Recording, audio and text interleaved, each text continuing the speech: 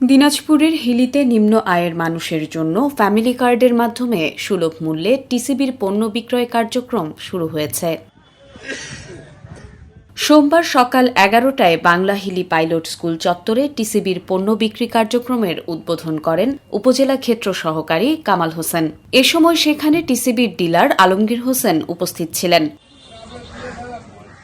এবারে 470 টাকা প্যাকেজ মূল্যে 100 টাকা লিটার দরে 2 লিটার করে সয়াবিন তেল, 30 টাকা কেজি দরে 5 কেজি করে চাল, 60 টাকা কেজি দরে 2 কেজি মসুর ডাল দেয়া হয়েছে। উপজেলার 10,571 জনের মাঝে ফ্যামিলি কার্ডের মাধ্যমে এই পণ্য বিক্রয় করা হয়েছে। খোলা বাজারের চেয়ে কম মূল্যে তেল, ডাল ও চাল পেয়ে খুশি নিম্ন আয়ের মানুষজন। বাজারে চাল ডাল দাম বেশি, এই পিছিয়ে পেলে আমাদের একটু উপকার হচ্ছে, গরিবের উপকার হচ্ছে। 470 টাকা তেল, কালাই আর চাল। চাল পাচ্ছি কম দামে, ডাল পাচ্ছি কম দামে, তেলও পাচ্ছি কম দামে, এটাই আমাদের সুবিধা।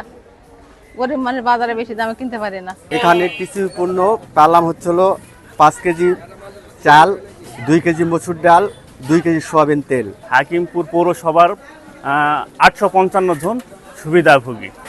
আমাদের এখানে খুব সুন্দরভাবে এবং সুন্দর পরিবেশে আমরা এই টিসিবিটা এখানে বিতরণ করে থাকি।